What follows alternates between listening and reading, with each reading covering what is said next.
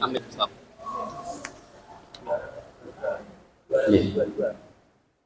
Dan ada ralat saking bendahara ternyata 222.393.000 rupiah. Alhamdulillah. Lan insya Allah dana kalau wau akan terus bertambah sebab pada malam hari ini kita juga melaksanakan penggalangan dana. Lan insya Allah dana ingkang terkumpul badhe dipun saluraken melalui lazismu daerah Lamongan. Pramila para bapak, para sederek, monggo mangke menawi sampun wonten wekdalipun dipun dalaken dana kangge sederek-sederek kita wonten ing Palestina. Wontene susunan acara wonten ing dalem menika inggih menika sepindah langkung penting inggih menika pengawasan dening Ustadz Fadlan Fahamsah.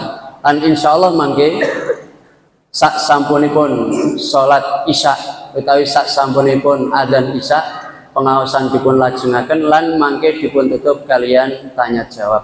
Nanging tanya jawabipun inggih menika tertulis. Terus mekaten para bapak, para sederek sedaya acara wonten ing dalem menika. Pramila boten kathah ingkang badhe kula aturaken dumateng Ustadz Fadlan Fahamsah kawula sumanggaaken.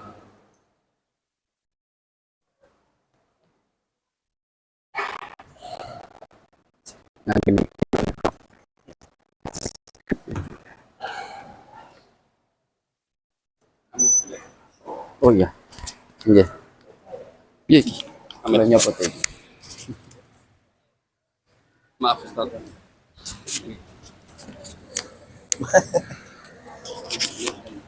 Ini aja. Masya Allah. Dangge kok.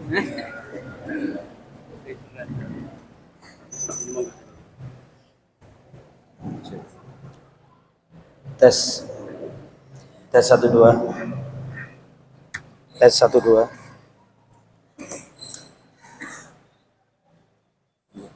Tes 1 2 tes 1 2. Enak mah.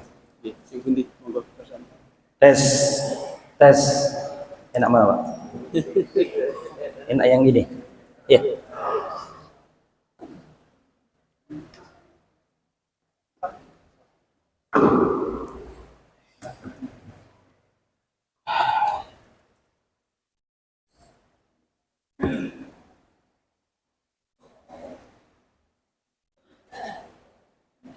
Bismillahirrahmanirrahim.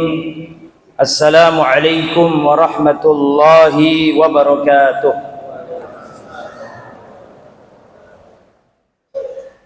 Innal hamdalillah nahmaduhu wa nasta'inuhu wa nastaghfiruh wa na'udzu billahi min syururi anfusina wa min sayyiati a'malina. Man yahdihillahu fala mudilla lah wa man yudlil fala hadiya lah. Wa asyhadu an la ilaha illallah wahdahu la syarika lah wa asyhadu anna Muhammadan abduhu wa rasuluh la nabiyya wa la rasula ba'dah. Allahumma salli wa sallim wa barik ala nabiyyina wa habibina Muhammadin wa ala alihi wa sahbihi wa man sara ala nahjihi ila yaumiddin. Allahumma ansur ikhwanana al-mustad'afina fi Gazzah. Allahumma ansur ikhwanana al-mustad'afina fi Filastin. Allahumma shfi mardahum wa taqabbal syuhada'ahum wasurhum ya rabbal alamin. Amma ba'd. Ikhwatal iman, kaum muslimin, para bapak, para ibu ingkang dipun mulyakaken kalian Allah Subhanahu wa taala. Iki basa napa enake? Basa Jawa napa basa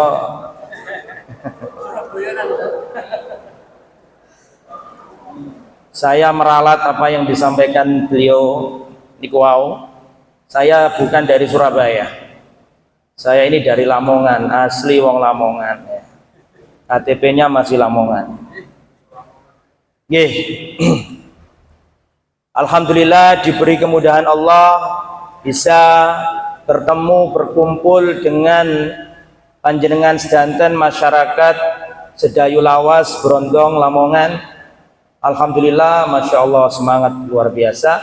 Mugi-mugi perjalanan panjenengan ke masjid ini dicatat oleh Allah sebagai pemberat timbangan amal kebaikan di akhirat kelak. Rasulullah sallallahu alaihi wasallam bersabda, ahabbu biqa'il ardi ilallahi masajiduha. Tempat-tempat di muka bumi yang paling dicintai Allah adalah masjid-masjidnya. Wa abghaduha ilaihi, dan tempat-tempat di muka bumi yang paling dibenci Allah aswaquha, pasar-pasar. Alhamdulillah di sore hari ini kita dikumpulkan Allah di sebaik-baik tempat, di tempat yang paling Allah cintai, yaitu masjid. Mudah-mudahan kita yang hadir di sini seperti yang disabdakan Rasulullah, sab'atun yudilluhumullah fi dhillihi yauma la dhilla illa dhillu. Ada 7 golongan yang akan diberi naungan pada hari kiamat, ketika tidak ada naungan lagi kecuali naungannya Allah. Manusia dibangkitkan dari alam kubur, dibangkitkan dari kuburannya, digiring menuju padang mahsyar dalam keadaan telanjang, tidak beralas kaki, tidak berkhitan, semuanya digiring menuju padang mahsyar. Matahari didekatkan, manusia ketakutan. Di saat seperti itu ada 7 golongan manusia yang diberi naungan pada hari kiamat. Salah satunya adalah warajulun qalbuhu mu'allaqun bil masajid, orang yang hatinya bergantung di masjid, orang yang senang ke masjid, yang remen sholat jamaah, yang senang memakmurkan masjid. Itu salah satu ciri orang yang akan mendapatkan naungan pada hari kiamat. Mugi-mugi kula lan panjenengan sedaya mlebet hadis niki. Amin ya rabbal.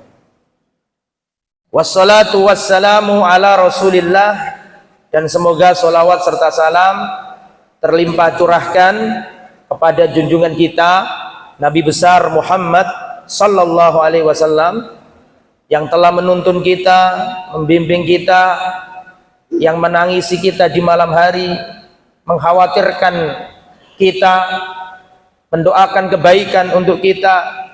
Semoga sholawat serta salam tercurahkan kepadanya, para sahabatnya, keluarganya, dan seluruh umatnya yang setia berjalan di atas sunnah dan ajarannya. Amin ya rabbal alamin.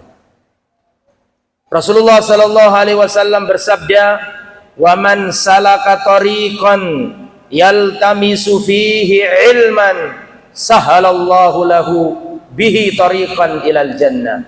Barang siapa menempuh perjalanan untuk mencari ilmu, sahalallahu lahu bihi tariqan ilal jannah, maka Allah mudahkan jalannya menuju surga. Mugi-mugi panjenengan sing rawuh dipun gampilaken Allah Subhanahu wa taala saged mlebet surganipun Allah Subhanahu wa taala. Amin ya rabbal alamin. Materi kita insyaallah kita akan membahas keutamaan negeri Palestina yang sekarang sedang dirundung duka, tertimpa lara. Semoga Allah Subhanahu wa taala mengangkat musibah, memenangkannya, dan mengalahkan musuhnya dan musuh kita, orang-orang Zionis Yahudi. Qatalahumullah fid dunya qabla al-akhirah. Ikhwatal iman, apa saja keutamaan negeri Palestina? Negeri Palestina itu bagian dari negeri Syam. Ya, negeri Syam itu kalau sekarang ada 4 negara, yaitu Al-Mamlaka Al-Hashimiyah Al-Urduniyah atau negara kerajaan Jordania. Terus yang kedua Filistin, negara Palestina. Yang nomor 3 Suriah, negara Suriah. Kemudian yang nomor 4 adalah Lubnan atau Lebanon. Jadi kalau panjenengan pernah baca sejarah negeri Syam, maksud negeri Syam itu kalau sekarang wilayahnya 4 negara, Suriah, Palestina, kemudian Jordania dan Lebanon. Kita nggak bahas Israel karena kita nggak mau mengakui, dan negara Yahudi ya. Jadi itu negeri Syam secara umum. Negeri Syam yang 4 tadi intinya, jantungnya adalah Palestina. Kenapa? Karena di Palestina ada tempat suci kita, namanya Al-Masjidul Aqsa, yaitu Masjid Al-Aqsa. Apa saja keutamaan negeri Palestina? Saya sebutkan, panjenengan tulis, yang mau nulis sehingga yo betul napa-napa monggo. Apa saja keutamaan negeri Palestina? Yang pertama, negeri Palestina adalah negeri yang diberkati oleh Allah Subhanahu wa taala. Mana dalilnya? Surat Al-Isra ayat yang pertama. Subhanalladzi asra bi'abdihi lailan minal masjidil haram ilal masjidil aqsa alladzi barakna haulahu linuriyahu min ayatina innahu huwas samiul basir. Maha suci Allah yang telah memperjalankan di malam hari nabinya. Maha suci Allah yang telah memperjalankan nabinya di malam hari dari Masjidil Haram sampai ke Masjidil Aqsa alladzi barakna haulahu, yang kita berkahi, yang kita berkati di sekelilingnya. Sekeliling Masjidil Aqsa berarti negara mana? Tolong dijawab. Nabi diperjalankan Allah Isra Mi'raj dari Masjidil Haram ke Masjid Al-Aqsa alladzi barakna haulahu, yang kita berkati di sekelilingnya. Maksudnya negara mana? Palestina atau Syam secara umum. Sehingga negeri Palestina adalah negeri yang diberkahi oleh Allah Subhanahu wa taala. Dalil lain yang menunjukkan itu adalah kalau tadi surat Al-Isra ayat yang pertama, maka ada ayat lain yang menunjukkan bahwa negeri Palestina itu negeri yang diberkati, yaitu surat Al-Anbiya ayat 70 sampai 71. Allah Subhanahu wa taala berfirman, wa aradu bihi kaidan faj'alnahumul akhsarin wa najjaynahu wa lutan ilal ardil lati barakna fiha lil alamin. Dan ketika mereka membuat makar kepada Ibrahim, siapa maksudnya ini? Ketika mereka membuat makar menyiksa Nabi Ibrahim, maka kami jadikan mereka orang-orang yang merugi. Kemudian kami selamatkan Nabi Ibrahim dan kami selamatkan pula Nabi Lut. Kemudian kami hijrahkan mereka ke negeri yang diberkati untuk alam semesta ini.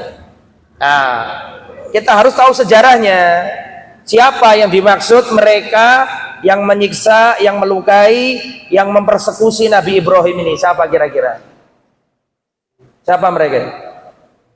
Sehingga menyebabkan Nabi Ibrahim hijrah ke Palestina. Siapa mereka ini? Jadi begini, Nabi Ibrahim itu lahir kurang lebih 1900-an sebelum Masehi, atau 2000 tahun kurang lebih sebelum Masehi, sebelum Nabi Isa lahir. Kurang lebih 2000 tahun sebelum Nabi Isa lahir, itu lahir Nabi Ibrahim. Nabi Ibrahim lahir di mana? Para jemaah? Di Sedayu. Ngawur sampai ini. Ten Budi. Ten Irak. Nah, di kerajaan namanya kerajaan Babilonia. Ya, Babilonia. Kemudian masyarakat Babilonia itu mereka adalah kaum pagan, penyembah dewa-dewa, penyembah patung-patung. Dan Nabi Ibrahim lahir di kondisi masyarakat yang sangat memuja dewa-dewa, patung-patung. Kebetulan ayahnya Nabi Ibrahim sendiri, namanya siapa? Azar. Dia ini adalah seorang yang memiliki profesi memahat patung untuk dijual. Maka Nabi Ibrahim ini sejak kecil hidup di dunia paganisme, penyembahan terhadap berhala-berhala. Kemudian Allah memilih Nabi Ibrahim. Siapa yang cerita Palestina wajib cerita Nabi Ibrahim. Gak bisa cerita Palestina terus ujuk-ujuk gitu, gak bisa. Harus ke Nabi siapa? Ibrahim dulu, karena asal muasalnya dari sana. Maka Nabi Ibrahim alaihissalam dipilih Allah menjadi Rasul, tidak mau ikut tradisi kaum Babilonia yang menyembah apa tadi? Berhala-berhala. Karena Allah memilih Nabi Ibrahim menjadi Abul Anbiya, bapaknya para nabi, Abul Tauhid, bapaknya ahli tauhid. Maka terus ceritanya panjang, kalau diuraikan nggak cukup waktunya. Intinya Nabi Ibrahim berdakwah di kaum Babilonia. Bahkan ketika kaumnya mengadakan perayaan, Nabi Ibrahim diundang, nggak mau. Inni sakim, aku sakit, aku nggak mau acara-acara kayak gitu. Akhirnya ketika kaumnya sibuk membuat perayaan-perayaan, Nabi Ibrahim datang ke tempat pemujaan mereka. Berhala-berhala ini dipercayai semuanya sama siapa? Nabi Ibrahim. Tapi disisakan yang paling besar. Setelah mereka selesai perayaan, mereka datang ke berhala-berhalanya, ternyata berhalanya pecah semua. Tapi tinggal yang besar, yang utuh. Mereka sudah punya asumsi pasti ki Ibrahim ini. Maka Nabi Ibrahim dicekal, dibawa, ditanya, diinterogasi. Ibrahim, sopo sing mecahi iki? Nabi Ibrahim menjawab apa? Apa kata Nabi Ibrahim? Sing mecahi siapa? Yang paling besar, patung sing paling gede. Nabi Ibrahim goro. Gara-gara goronya ini, bohongnya ini, Nabi Ibrahim gak bisa memberi apa? Syafaat. Ini tak cerita no dawa meneh. Ya, sampai nurut wae ya. Akhirnya apa yang terjadi kuatal iman? Ya, Nabi Ibrahim sebenarnya nggak niat dusta, tapi tujuannya Nabi Ibrahim adalah ngajak mereka supaya diberi argumentasi supaya melek mereka ini. Mereka mengatakan, loh Ibrahim, bagaimana mungkin? Bukankah ini berhala? Mana mungkin bisa ngomong? Lah, mereka kejebak sendiri dengan omongannya. Loh, makanya itu kenapa kalian menyembahnya, kan gitu, gitu. Terus klimaksnya Nabi Ibrahim dibakar oleh raja yang dolim pada waktu itu, Raja Namrud. Ya, kemudian dibakar, tetapi Allah berfirman kepada api, ya naru, gimana? Kuni bardan wasalaman ala Ibrahim. Wahai api, jadilah engkau itu dingin, selamat untuk Ibrahim. Ini semuanya dan akumulasi dari rentetan peristiwa penyiksaan, persekusi, bully dan seterusnya. Akhirnya Allah memerintahkan Nabi Ibrahim untuk hijrah. Nah itu hijrahnya kemana? Kemana kira-kira? Ke Palestina. Wa najjainahu waluton ilal ardil lati barakna fiha lil alamin. Maka kami selamatkan Ibrahim dan Lut menuju tempat yang kami berkati untuk alam semesta ini. Kemana itu? Ke Palestina, ke negeri Syam. Kenapa kok bareng Nabi Lut?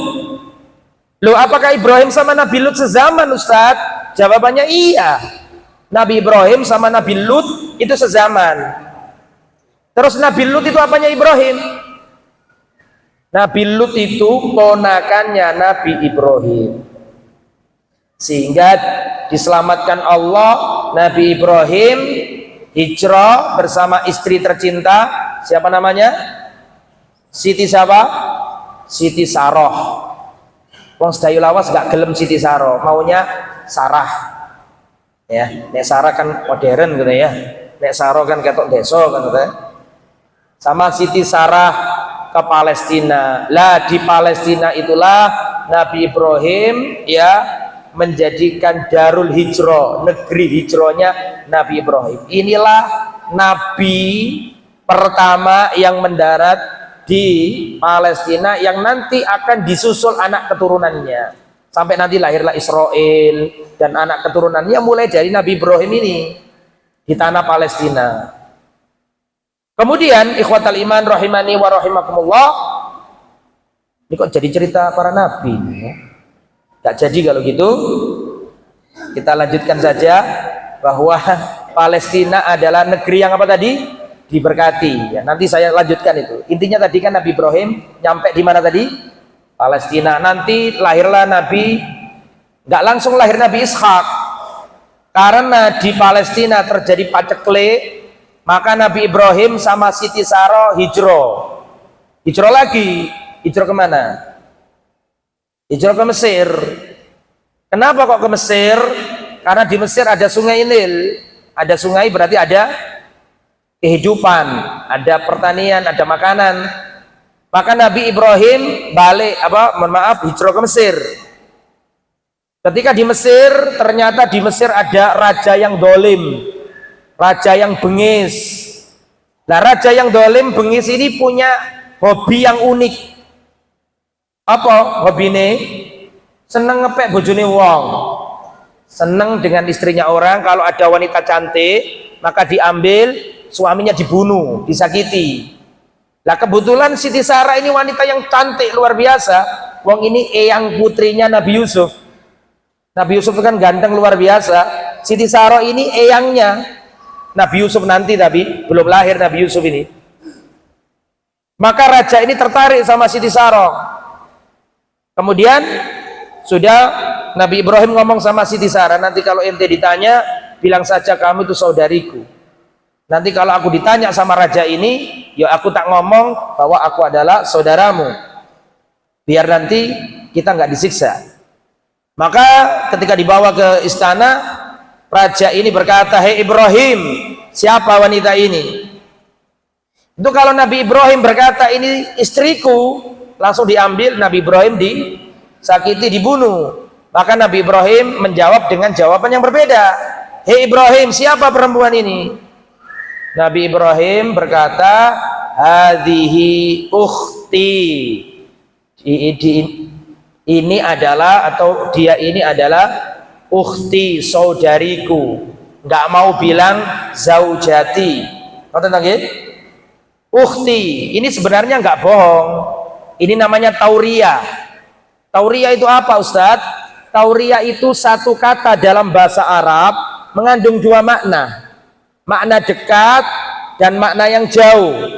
Orang yang diajak ngomong memahaminya makna dekat. Padahal sing ngomong pengennya makna yang jauh. Maka ketika siapa wanita ini? Ibrahim menjawab, ukhti, saudariku. Maka masuk di kepalanya raja, berarti dulure, ya tak? Dulur kandung. Padahal maksudnya Nabi Ibrahim itu bukan itu. Maksudnya Nabi Ibrahim adalah innamal mu'minuna ikhwah. Sesungguhnya orang yang beriman itu bersaudara.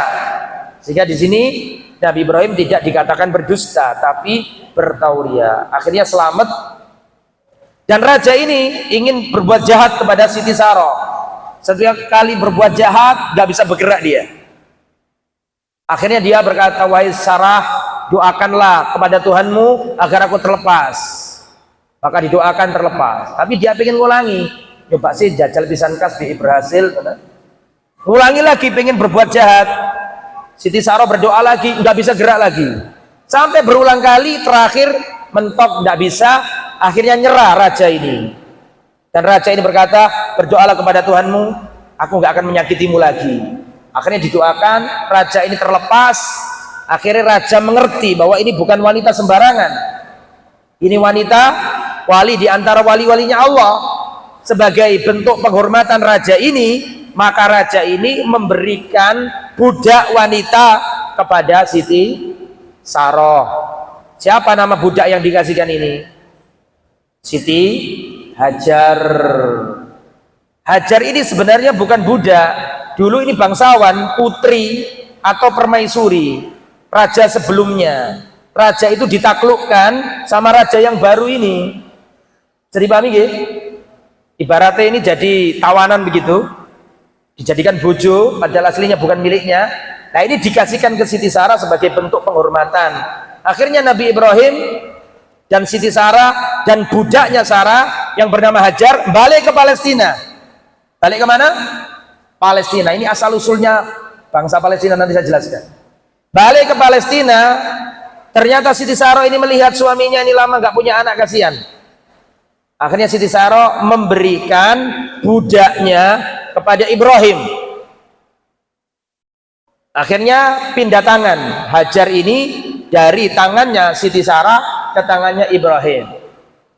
Kemudian ada dua riwayat, ada yang mengatakan dimerdekakan kepada Ibrahim, dimerdekakan Ibrahim terus dinikahi. Pendapat yang lain enggak dimerdekakan, ya memang budak. Budaknya Ibrahim.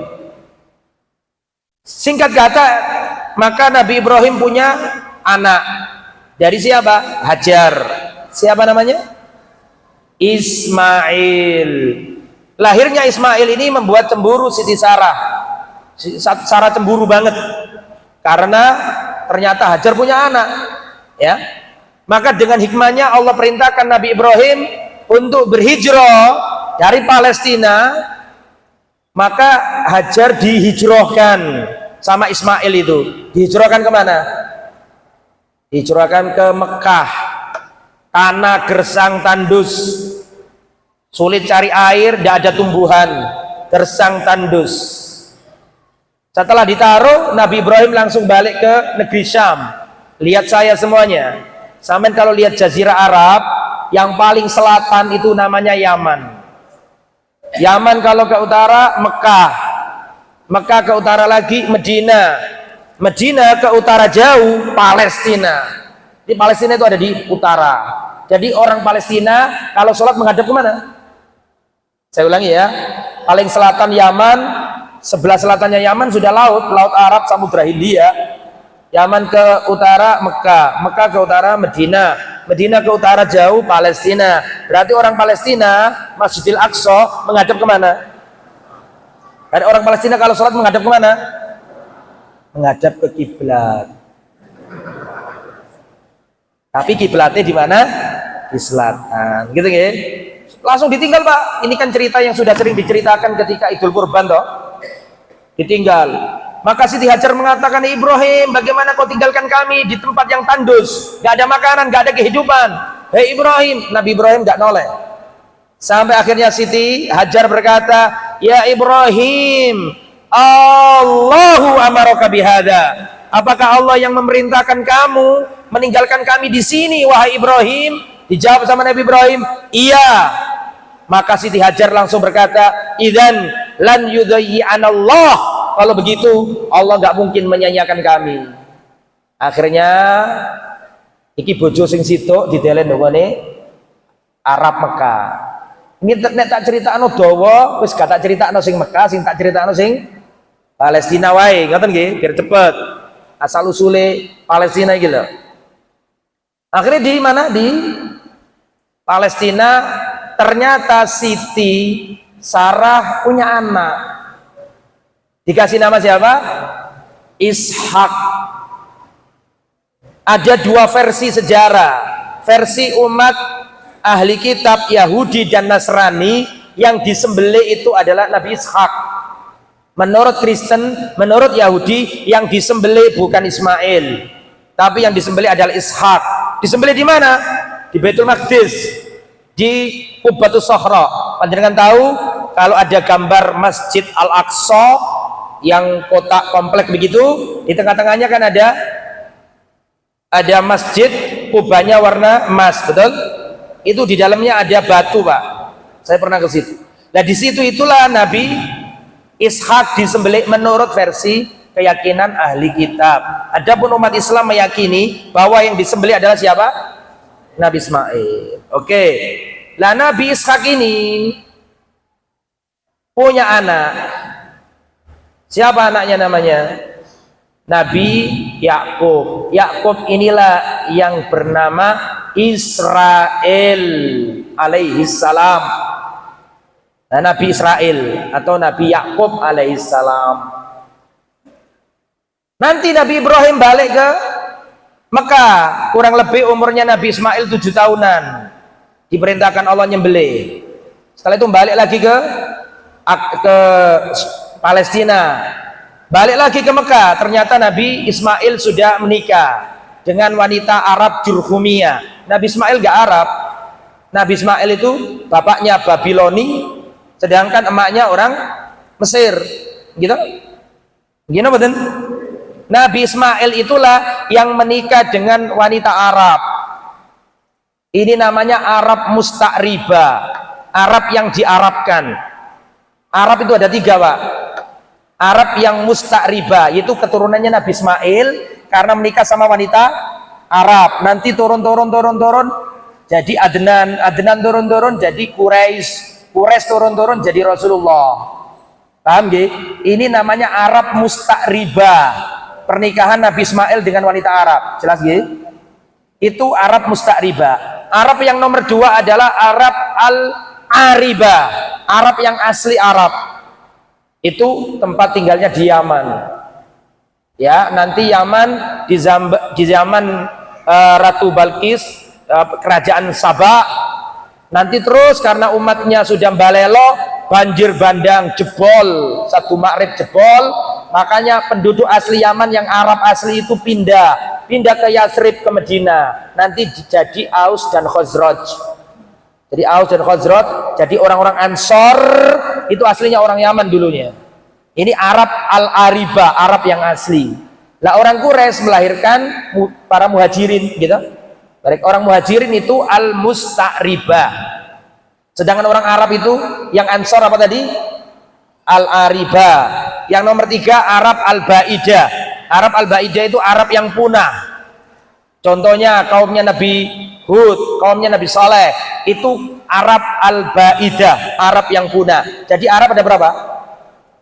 Arab itu ada 3. Arab yang asli Arab, tinggalnya dulu ada di mana tadi? Yaman. Arab yang diarabkan, ini adalah anak keturunannya Nabi Ismail. Berarti saya mau tanya, Rasulullah dari 3 jenis Arab ini, Rasulullah itu Arab yang mana?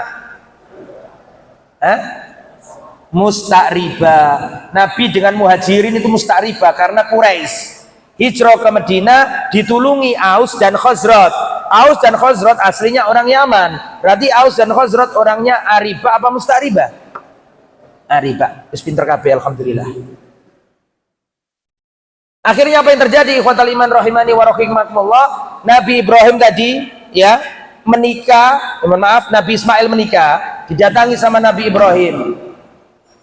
Gak ada, Nabi Ismail gak ada istrinya. Kebetulan istri pertamanya Nabi Ismail ini kurang baik, kurang legowo sebagai istri. Ya, sikapnya kurang pas. Akhirnya sebelum pulang, Nabi Ibrahim pesen, nanti kalau suamimu pulang, tolong suamimu suruh ganti atabah pintu rumahnya. Atabah itu kayak undak-undakannya atau palang pintunya, suruh ganti. Nabi Ismail pulang, diceritani sama istrinya, tadi ada laki-laki begini begitu, begini begitu. Terus dia sebelum pulang pesen, kamu Ismail disuruh ganti palang pintu rumahmu. Akhirnya Nabi Ismail paham, ini bapakku, siapa namanya? Nabi Ibrahim, dan aku disuruh menceraikan kau. Jadi cerai. Nabi Ibrahim balik ke Palestina. Setelah itu balik lagi Nabi Ibrahim, ini bukan langsung-langsungan ya, ini jaraknya juga jauh. Beberapa tahun kemudian balik lagi ke Mekah. Nabi Ismail sudah menikah lagi sama wanita Arab yang lain. Ini nanti yang punya turun-temurun itu. Ini istri yang berikutnya ini baik, legowo. Ketika ditanya Nabi Ibrahim, hidup saya enak, Ismail orangnya baik, pokoknya bagus lah gitu. Terus sebelum pulang Nabi Ibrahim ngomong sama mantunya nggak tahu kalau itu mertuanya. Tolong nanti kalau suamimu pulang, suruh dia menetapkan palang pintu rumahnya. Nabi Ismail datang, dikasih tahu tadi ada seorang laki-laki bertamu begini begitu. Terus sebelum pulang dia berkata, agar engkau wahai suamiku tidak mengganti palang pintu rumahnya. Kata Nabi Ismail, itu bapakku Nabi Ibrahim, dan aku diperintahkan untuk memegang dirimu, tidak menceraikanmu. Mungkin sampean bertanya, Ustadz iku lapo Nabi Ibrahim kok riwariwi padahal anaknya durung teko, kok gak ditunggu dulu? Ojo takon aku, hadis ngono ya. Aku mek cerita tok. Balik kan? Nah, perhatikan yang terakhir, balik lagi. Ini ada jeda waktu loh ya. Saya selesaikan yang di Mekah dulu ini. Balik lagi ke Mekah, Nabi Ibrahim baru bangun Ka'bah. Bangun apa? Ka'bah, bangun Ka'bah bersama Ismail. Wa idh yarfa'u Ibrahimul qawa'ida minal baiti wa Ismailu rabbana taqabbal minna. Maka Nabi Ibrahim sama Nabi Ismail bangun Ka'bah, meninggikan pondasinya Ka'bah. Pondasinya sudah ada, tapi diangkat pondasinya. Setelah itu balik ke Palestina. Nabi Ishak punya anak namanya Yakub. Yakub inilah yang bernama Israel. Nama lainnya Nabi Yakub alaihissalam adalah Israel. Israel ini Nabi Yakub alaihissalam, saya lanjutkan dikit, nanti saya balik ke keutamaan Palestina. Nabi Yakub atau Israel alaihissalam ini punya paman. Pamannya ini punya 2 anak perempuan. Salah satu namanya Rahel. Nabi Yakub atau Israel ini seneng sama Rahel. Maka dia ngomong sama pamannya, paman, aku mencintai anakmu, izinkan aku menikahi putrimu yang bernama Rahel itu. Maka pamannya berkata, tidak apa-apa wahai Israel atau Yakub, tapi kau harus kerja dulu bersamaku 7 tahun. Namanya cinta. Maka Israel mau bekerja berapa tahun tadi? 7 tahun. Sampai 7 tahun selesai dinikahkan dengan siapa? Dinikahkan oleh pamannya, tapi ternyata tidak dinikahkan dengan Rahel, Pak. Tidak dinikahkan dengan Rahel. Dinikahkan sama anaknya yang lain bernama Lea. Bernama siapa tadi? Lea. Nabi Yakub protes. Wahai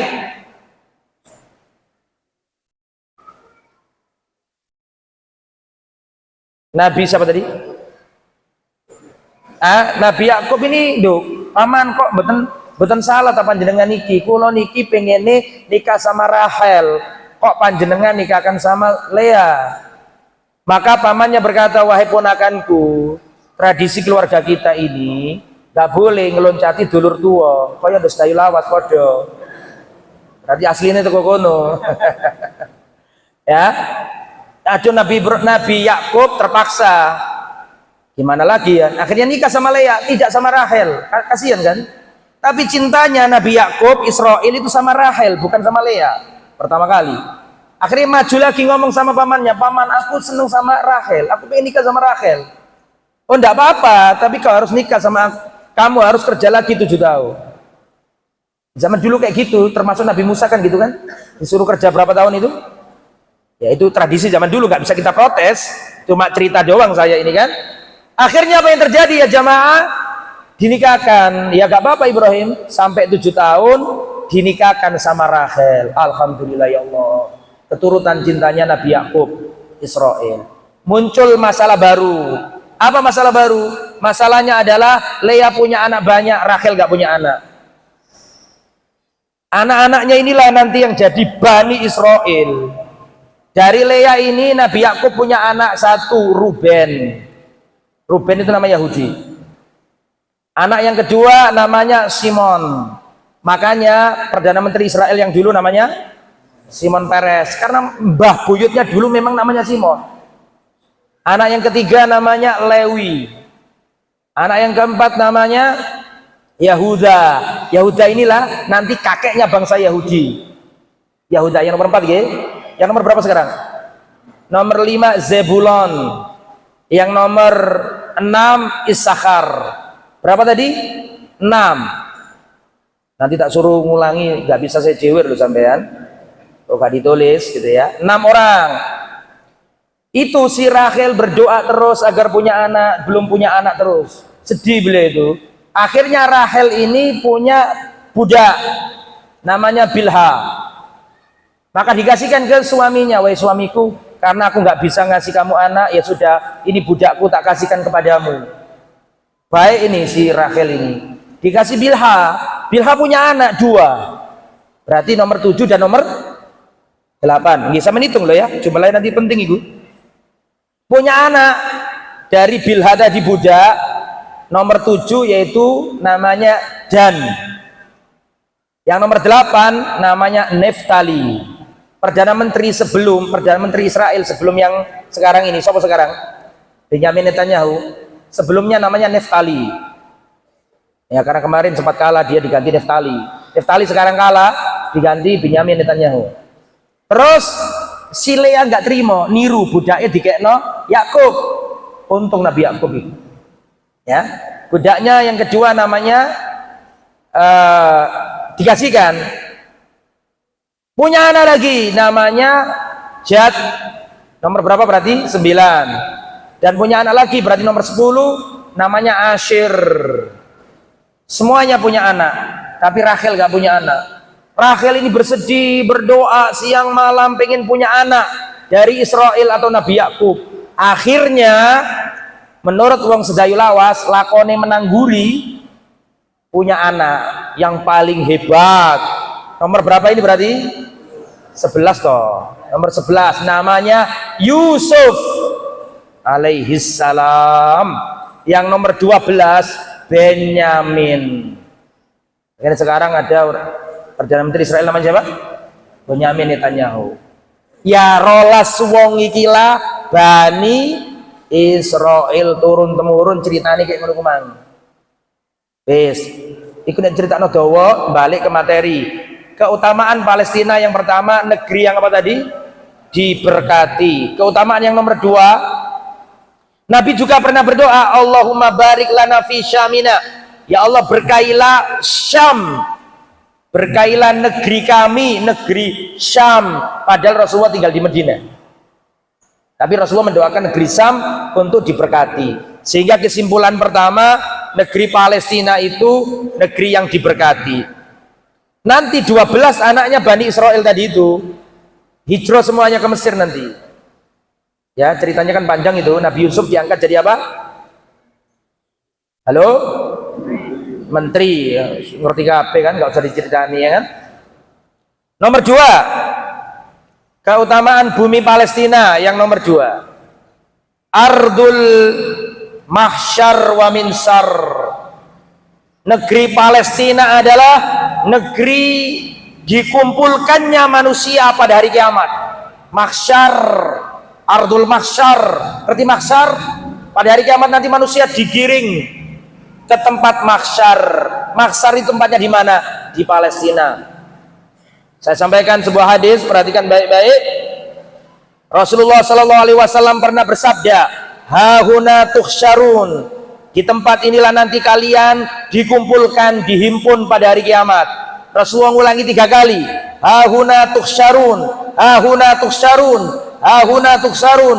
Di tempat inilah nanti kalian akan digiring pada mahsyar. Kemudian Rasulullah Shallallahu Alaihi Wasallam mengatakan ada yang digiring ke padang mahsyar itu dengan berkendaraan, ada yang berjalan kaki, dan ada yang diseret di atas wajahnya. Ya, kemudian Nabi mengatakan ilahahuna tuhsarun. Nabi menunjukkan tangannya ke negeri Syam. Di negeri Syam, Palestina itulah nanti kalian digiring pada hari kiamat. Istilahnya padang apa namanya? Padang mahsyar. Tapi padang mahsyar itu Pak, tanah lapang, nggak ono tanda-tanda. Bener-bener lapang, gak ono iki omahe sapa ndak ono. Ndak ono tanda sedayu lawas kurang 10 meter, 10 kilo ndak ono. Bener-bener tanah yang lapang, nggak ada tanda-tanda kepemilikan. Dan itu tempatnya nanti di Palestina. Ya, itu yang nomor 2. Maksudnya apa ya? Disuruh selesai gak? Boleh dilanjutkan gitu ya? Adzan rumiyin. Monggo adzan rumiyin.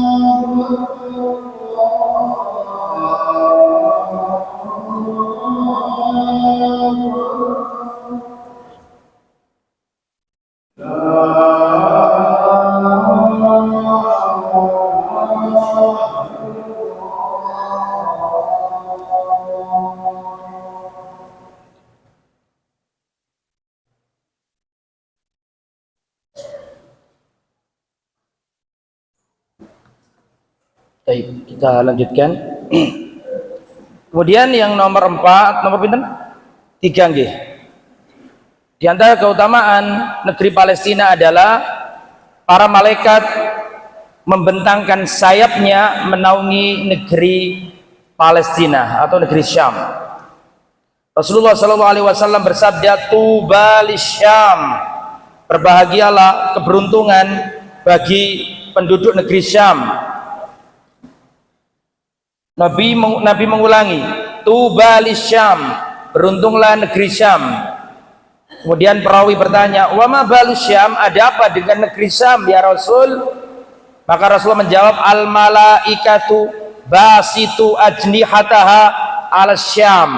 Para malaikat membentangkan sayapnya di negeri Syam, dan itu Syam jantungnya adalah Baitul Maqdis, dan Baitul Maqdis adalah Palestina. Nomor 4, negeri Palestina adalah negeri pilihan. Saya bacakan hadisnya, perhatikan baik-baik. Kata Rasulullah SAW dalam hadis riwayat Imam Abu Dawud, sayasirul amru ila antakuna junudun mujannada. Nanti menjelang hari kiamat, perhatikan baik-baik. Nanti menjelang hari kiamat, perkaranya akan kembali ke kelompok tentara-tentara. Nanti itu akan ada tentara-tentara, dan sekarang tanda-tanda itu sudah mulai mendekat. Ya, tapi bukan berarti sebentar lagi kiamat ya. Insya Allah, karena kemarin ada yang tanya saya, Ustadz ini kayaknya sebentar lagi kiamat ya. Sampai ya nih mas, wong malaikat Jibril tanya ke Nabi aja, Jibril nggak tahu, Nabi juga nggak tahu. Sama kok tanya hari kiamat ke saya. Gitu. Tapi mau tidak mau negeri Palestina adalah poros akhir zaman. Itu sudah diwartakan Rasulullah SAW. Rasulullah sudah memberitakan dalam banyak hadis bahwa nanti perkara-perkara akhir zaman akan menuju di tanah Syam. Termasuk tadi yang sudah saya sebutkan ke panjenengan, bahwasanya negeri Syam adalah Ardul Maksar wa Minsar tadi itu kan, bahwa nanti mereka akan digiring ke padang ke Maksar, yaitu di Palestina.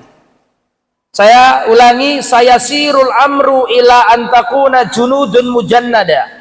Nanti perkaranya akan berubah menjadi kelompok-kelompok dan golongan yang bersenjata. Junudun mujannadah, jundun bisyam. Nanti akan ada kelompok militer di negeri Syam. Nanti ada kelompok tentara-tentara di negeri Syam. Yang pertama, wa jundun bil Yaman, dan nanti akan ada tentara-tentara di negeri Yaman. Wa jundun bil Iraq, dan ada tentara-tentara di Irak. Faqala Ibnu Hawala, seorang sahabat Nabi bertanya, khirli ya Rasulullah, ya Rasulullah, kalau aku menjumpai in adroktu, kalau aku menjumpai masa itu, masa ada gerakan militer besar-besar di negeri Syam, di negeri Yaman, di negeri Irak, saya ikut yang mana? Pilihkan untuk saya, kalau tiba masa itu, aku harus ikut blok yang mana? Paham maksudnya? Maka Nabi Muhammad SAW berkata kepada sahabat ini, alaika bisyam, kamu harus ikut kelompok yang ada di negeri Syam. Fa innahu khiratullah, karena mereka yang ada di negeri Syam adalah khiratullah, pilihan-pilihannya Allah. Para manusia yang pilihannya Allah Subhanahu wa taala. Ya min ardihi yajtabi ilai khiratuhu min ibadihi, manusia-manusia dari hamba Allah yang terpilih. Fa in abaitum, kalau kalian nggak mampu ke negeri Yaman, falaikum biyaman, maka engkau ikutilah yang ada di Yaman. Kemudian Nabi mengatakan, qad tawakkala li bisyami wa ahlihi, aku jamin penduduk Syam dan penduduknya. Itu nanti akhir zaman, Pak. Ya, itu nanti akhir zaman, dan memang nanti di akhir zaman itu ya kejadian-kejadian itu akan terjadi di Syam. Dan memang Syam ini atau Palestina ini bumi para nabi. Di mana dulu Nabi Ishak berada? Di Palestina. Di mana dulu Nabi Ibrahim bertempat tinggal? Di Palestina. Di mana dulu Nabi Yakub? Di Palestina. Dan anak keturunannya di Palestina. Di mana Nabi Musa membawa kaumnya, nanti Nabi Musa membawa kaumnya ke Palestina. Tapi di Palestina ada bangsa yang jabarin, bangsa yang kuat-kuat. Bani Israel diajak berjihad nggak mau. Nabi Musa marah, diajak berjuang nggak mau mereka. Ya, malah mereka balik omongan ke Nabi Musa. Idhab anta wa rabbuka faqatila inna hahuna qaidun. Hei Musa, pergilah engkau dengan Tuhanmu, berjihadlah, kami Bani Israel di sini duduk-duduk menunggu kemenanganmu. Balelo. Akhirnya Bani Israel dihukum Allah linglung, nggak bisa pulang. Muter-muter di padang pasir berapa tahun? Pinten? 40 yatihuna fil ard. Bingung, muter-muter 40 tahun. Itu kejadian setelah nyebrang Laut Merah, selamat dari Fir'aun. Panjang kalau diceritakan semua itu. Kemudian ikhwatal iman rahimani wa rahimakumullah. Orang nomor 5, orang yang berpegang teguh dengan ajaran Al-Quran dan Sunnah nanti di akhir zaman akan terkonsentrasi di bumi Palestina, bumi Syam. Rasulullah sallallahu alaihi wasallam bersabda, "Inni ra'aitu ka'anna amudal kitabi intaza'a." Aku melihat ya bahwa penyangga Al-Quran nanti akan dicabut. Aku melihat penyangganya Al-Quran, tiangnya Al-Quran akan dicabut. Ya, fattaba'tuhu basari fa idza huwa nurun satiun ila Syam. Maka aku lihat itu ada aku lihat ada cahaya dan itu ada di negeri Syam. Ala wa innal imana idza waqa'atil fitan bisa ala wa innal iman idza waqa'atil fitan bisyam. Artinya kalau terjadi fitnah maka kembalilah ke negeri Syam. Hal ini tidak bertentangan dengan hadis yang lain. Ada hadis yang lain bahwa nanti iman ini akan punah, kembali ke sarangnya ke kota mana? Madinah. Ada hadis yang lain dan ini nggak bertentangan ya. Kemudian Rasulullah juga mengabarkan yang nomor 6, golongan yang mendapatkan pertolongan pada hari kiamat, menjelang hari kiamat ketika Dajjal akan muncul, itu orang-orang baik, orang-orang yang lurus, para mujahid, para militer Islam nanti akan terkonsentrasi di bumi Palestina. Rasulullah sallallahu alaihi wasallam bersabda, "La tazalu ta'ifatun min ummati yuqatiluna 'alal haq." Akan senantiasa ada di antara umatku mereka yang berjihad di jalan Allah, senantiasa, tidak akan hilang. Akan ada kelompok yang berperang di jalan Allah. Allah tidak akan pernah membiarkan medan jihad kosong dari para kesatria. Allah tidak akan membiarkan medan jihad kosong dari para kesatria, mesti ada. La tazalu ta'ifatun min ummati yuqatiluna 'alal haq. Senantiasa ada sekelompok kecil, segelintir dari umatku yang tegak lurus berjuang di jalan Allah. Dhahirina 'alal haq, dhahirina 'ala ma na'wahum. Mereka menang atas musuh-musuhnya. Perhatikan. Hatta yuqatila akhiruhum al-masih ad-dajjal, dan akhir dari kelompok ini mereka inilah nanti yang akan memerangi Dajjal. Ada di mana tadi tempatnya? Di Palestina. Dan Rasulullah juga bersabda, "Idza fasada ahlus Syam fala khaira fikum." Jika penduduk negeri Syam sudah rusak, tidak ada kebaikan lagi bagi kalian. Walan tazala ta'ifatun min ummati, akan senantiasa ada di antara umatku mansurin, mereka akan ditolong Allah. La yadurruhum man khadalahum, tidak membahayakan mereka orang yang mencemooh mereka, tidak membahayakan mereka orang yang tidak mau menolong mereka, hatta taqumas sa'a, sampai tegak lurus datang hari kiamat. Ya, ini kabar-kabar bahwa nanti menjelang hari kiamat ini orang-orang baik akan kumpul di tanah Palestina memerangi Dajjal. Karena nanti di akhir zaman, perhatikan baik-baik, di akhir zaman nanti ada dua Al-Masih. Di akhir zaman nanti akan ada dua Al-Masih. Yang pertama adalah Isa Al-Masih. Betul? Isa Al-Masih. Yang kedua Masih Dajjal. Sama-sama bergelar Al-Masih. Isa Al-Masih dan Masihid Dajjal sama-sama punya gelar Al-Masih. Ini Masih yang asli sama Masih yang palsu, tapi mirip maksudnya gimana? Sama-sama bisa menghidupkan orang mati, betul? Nabi Isa bisa menghidupkan orang mati, Dajjal bisa menghidupkan orang mati, tentunya atas izin Allah. Ya, tidaklah seorang nabi diutus kecuali pasti mengingatkan umatnya akan datang Dajjal. Seluruh nabi, Adam, Nuh, Idris, semuanya sampai Rasulullah ini, setiap umatnya nabi selalu diingatkan dari bahaya Dajjal. Sampai umat Islam dijadikan doa setelah tasyahud, gitu. Gimana doanya? Allahumma inni a'udzubika min adzabi jahannam wa min adzabil qabri wa min fitnatil mahya wal mamati wa min syarri fitnatil. Terus kita baca minimal wong Islam itu sehari semalam menjaga diri dari dajjal berapa kali? 5 kali toh. Sehari semalam minimal, belum sholat sunnahnya dan seterusnya. Dan nanti pada hari kiamat Nabi Isa akan turun. Nabi Isa turun di mana? Nabi Isa turun di mana? Halo? Turun di Sedayu Lawas. Ya mboten mungkin toh. Ya, Nabi Isa Yesus alaihissalam akan turun di Al-Manaratil Baydha, di menara putih yang ada di Damaskus. Damaskus itu mana? Suriah, masih wilayah negeri Syam. Nabi Isa turun di bawah sayap-sayap malaikat karena Nabi Isa tidak wafat. Sampai sekarang Nabi Isa masih hidup. Turun di bawah malaikat. Dan Nabi Isa itu rambutnya, kata Nabi, aku ditampakkan oleh Allah, aku ketemu Nabi Isa, dan Nabi Isa itu rambutnya klimis. Kayak orang habis dari kamar mandi. Kata Rasulullah begitu. Nabi Isa itu rambutnya kayak orang keluar dari kamar mandi. Maksudnya apa? Hah?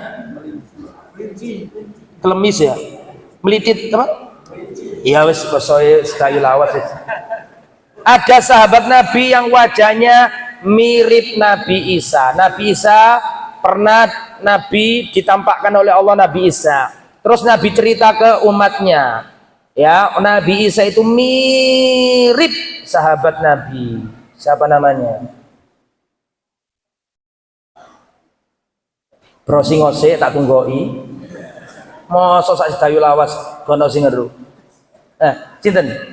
Ada sahabatnya Nabi itu wajahnya mirip Nabi Isa. Sampai-sampai kalau kalian pengen tahu Nabi Isa, Yesus yaitu, lihat sahabat Nabi. Namanya siapa? Urwah bin Mas'ud radhiyallahu anhu. Urwah bin Mas'ud wajahnya mirip Nabi Isa. Nah, tulisan di kalali Urwah bin Mas'ud. Dan nanti Nabi Isa ini turun di Manaratul Baydha. Itu tentara Islam akhir zaman, posisinya sholat di Masjidil Aqsa. Ta'ifah mansura, la tazalu ta'ifatun min ummati dhahiril haq, la yadurruhum man khadalahum. Akan senantiasa ada sebagian kecil dari umatku yang tegak lurus di atas kebenaran, berjuang di jalan Allah. Itu terkonsentrasi di Palestina pada waktu itu. Maka Nabi Isa turun langsung datang ke Palestina. Nabi Isa ini ketika turun posisinya, ketika sampai di Baitul Maqdis, posisi kaum muslimin sedang ngapain? Sedang sholat. Dipimpin imamnya. Siapa kira-kira imamnya ini? Imam Mahdi.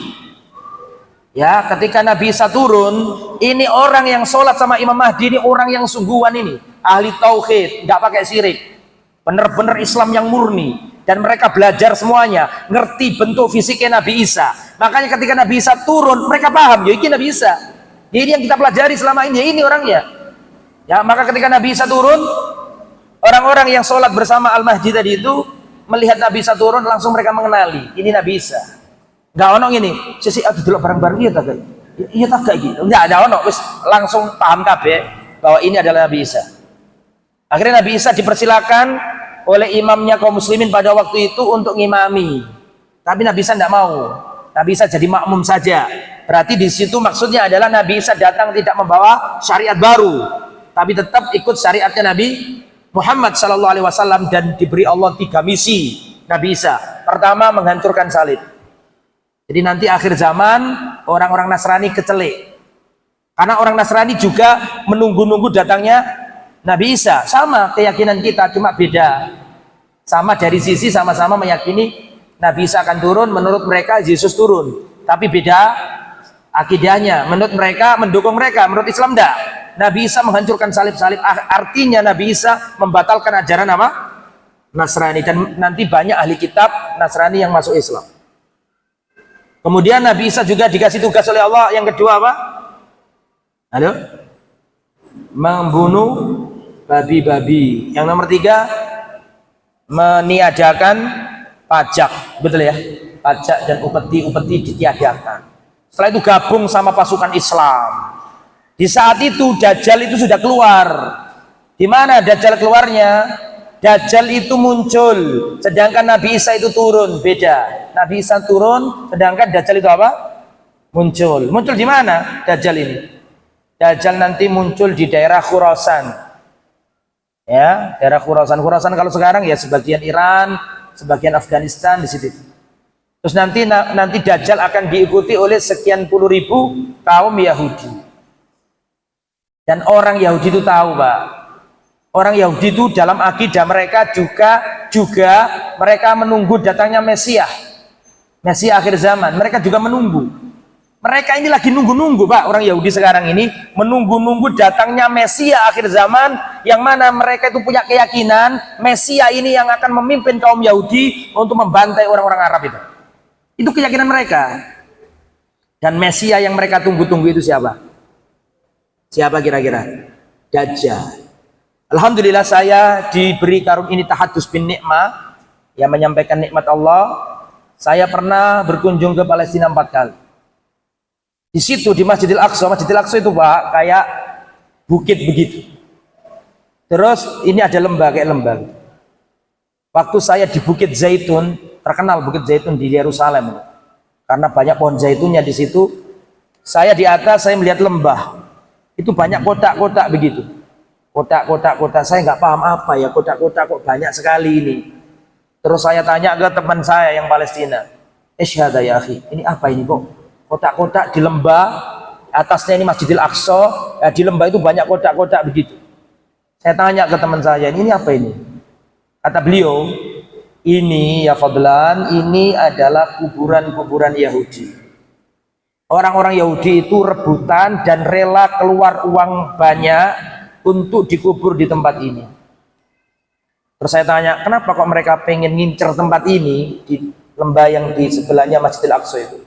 Karena menurut keyakinan orang Yahudi, nanti Mesias mereka, ngerti Mesias ya? Manusia suci yang ditunggu-tunggu. Kok cara orang Islam Imam Mahdi gitu. Paham ya? Nah, mereka itu menunggu Mesias akhir zaman, karena itu ada di keyakinan mereka akan muncul Mesias akhir zaman, dan mereka punya keyakinan bahwa tempat itu nanti akan dilalui Mesias itu. Bisa dipahami ya? Dan nanti orang-orang Yahudi yang ada di kuburan itu akan dibangkitkan oleh Allah, akan menjadi pengikutnya Mesias tersebut. Itu diyakini oleh mereka. Makanya mereka mau bayar mahal untuk dikubur di tempat itu. Lah orang Yahudi sendiri itu juga baca hadis. Mereka ngerti nanti menurut umat Islam, nanti peperangan akhir zaman akan ada di Palestina, pohon-pohon dan batu-batu akan berbicara. Nanti akan perang, itu perangnya Imam Mahdi sama Dajjal itu, sama Nabi Isa itu. Ada 2 blok.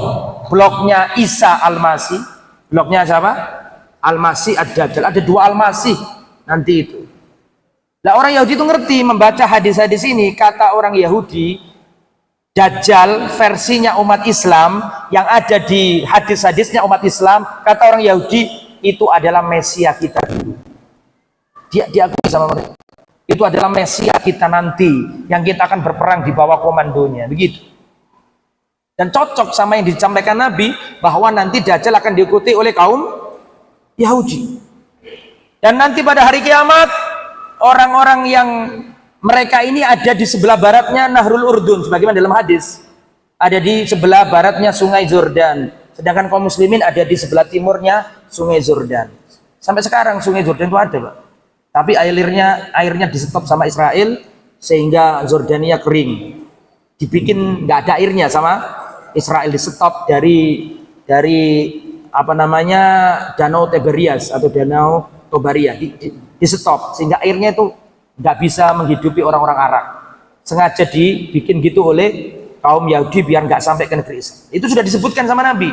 Nanti pasukannya kaum muslimin akan berperang dengan orang Yahudi sampai pepohonan dan batu-batu bisa bicara.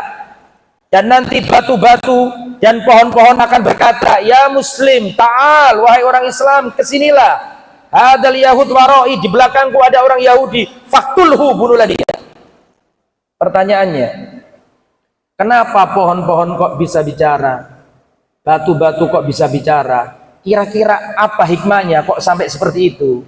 Sebagian ulama mengatakan karena Taifah Mansurah itu nanti dikucilkan, gak ada yang nolong. Semua orang sudah rusak semuanya, gak ada yang bisa bantu. Maka Allah perintahkan batu-batu, Allah perintahkan pohon-pohon bisa bicara. Karena Taifah Mansurah itu langka nanti itu. Semua orang akan gak menolong dia. Khadalahum, mana khadalahum? Gak mau nolong, menyepelekan, menghina. Jadi berjuang sendirian. Karena itu orang sudah banyak yang rusak akhir zaman itu. Maka Allah perintahkan batu-batu untuk menolong para mujahidin di tanah Palestina di akhir zaman nanti. Nah, di akhir zaman nanti. Kemudian nanti setelah selesai sholat tadi yang saya ceritakan, maka Nabi Musa membawa, Nabi siapa? Isa membawa kaum muslimin perang melawan Dajjal. Dan Nabi Isa Al-Masih ketemu Masih Dajjal di tempat kota namanya Lud. Sekarang ada tempat itu di dekat Baitul Maqdis. Dan nanti Nabi Isa membunuh Dajjal di gerbang pintu Lud. Lud nama apa? Nama wilayah.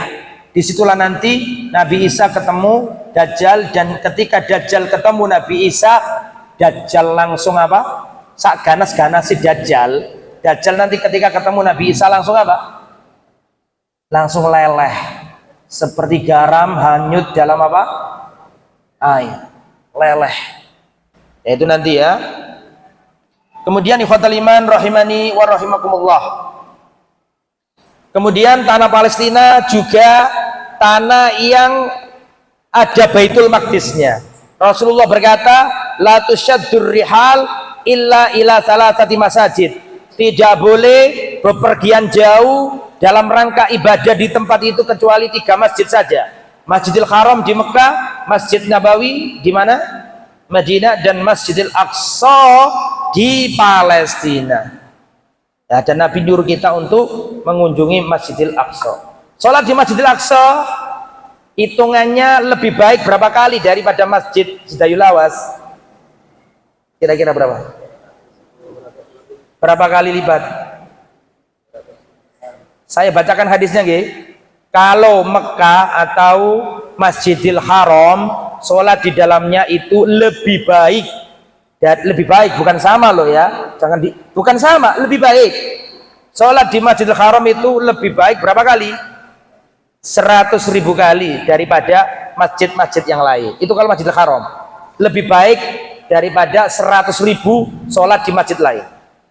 Kalau Masjid Nabawi yang di Medina, sholat di situ lebih baik daripada 1.000 sholat di masjid lain. Nah, kalau Masjidil Aqsa berapa? Ojo ngarang rane karo iso itu. Ayo. Saya bacakan hadisnya, nanti sampean paham. Gini hadisnya, perhatikan.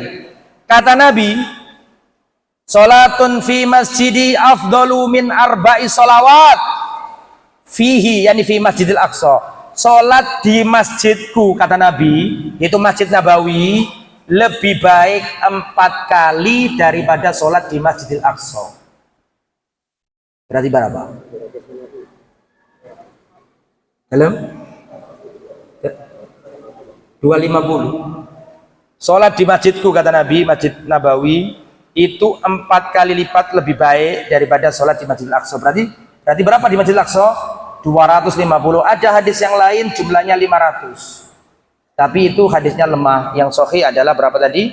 250. Sedikit lagi selesai, saya jawab.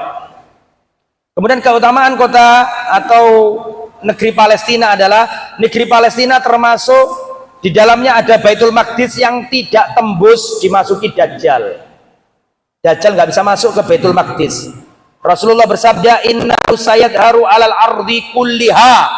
Nanti Dajjal akan menjelajahi seluruh bumi, termasuk Indonesia, termasuk India, semua dilalui Dajjal. Dan negeri kalau dilalui Dajjal, mesti pengikutnya ikut Dajjal, kecuali yang dirahmati Allah.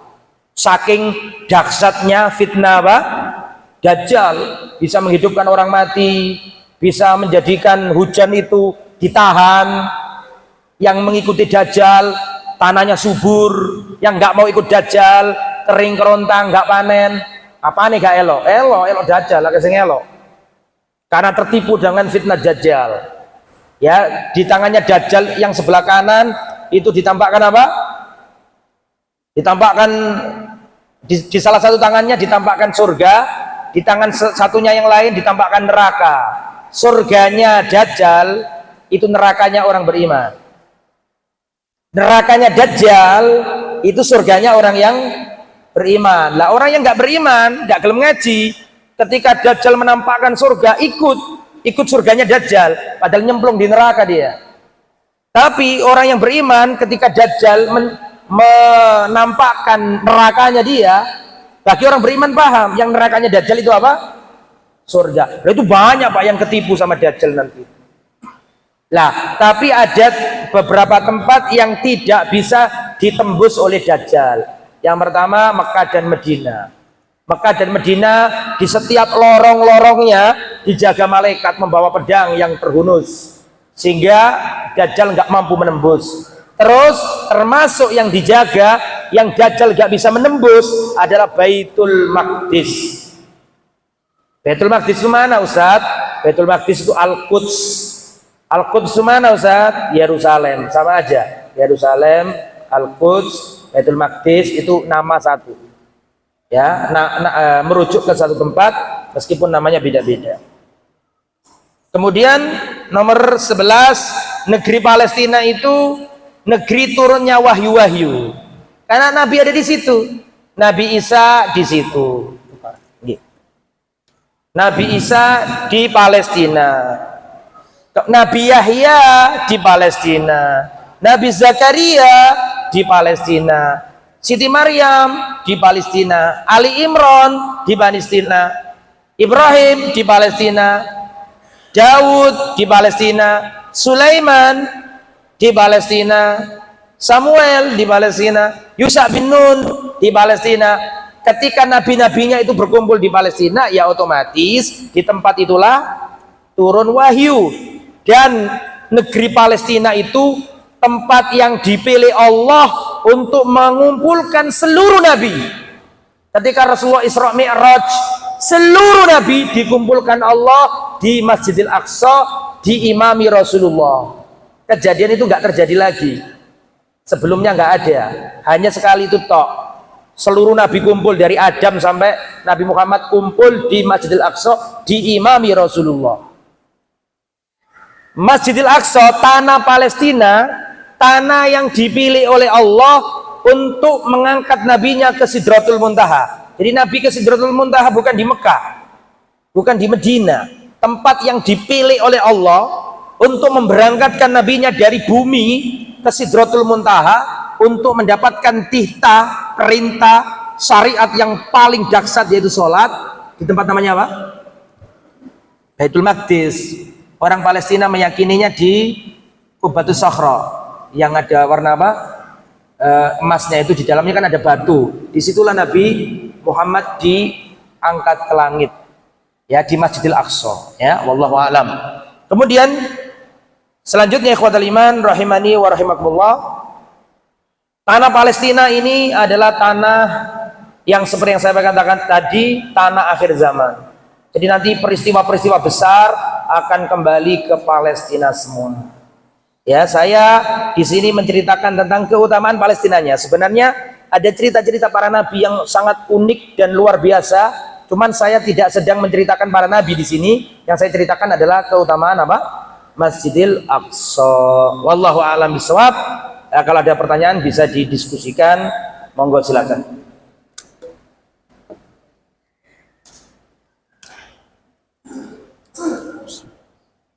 Bapak Ibu jemaah Allah, kemudian apa yang disampaikan di Ustaz dan barangkali di antara Bapak Ibu yang akan menyampaikan pertanyaan seputar materi yang sudah disampaikan beliau, kami persilakan.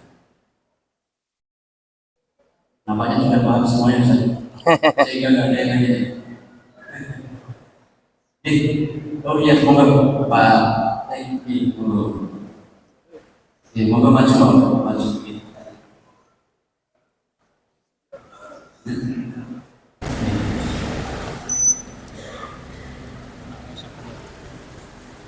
Mik mik.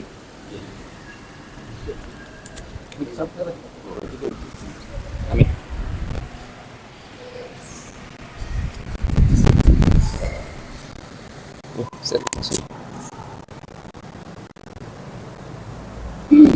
Bismillahirrahmanirrahim.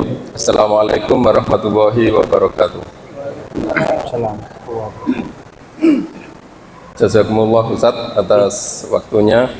Alhamdulillah tadi kita semuanya sudah mendengarkan penjelasan yang sangat luar biasa sejarah ini.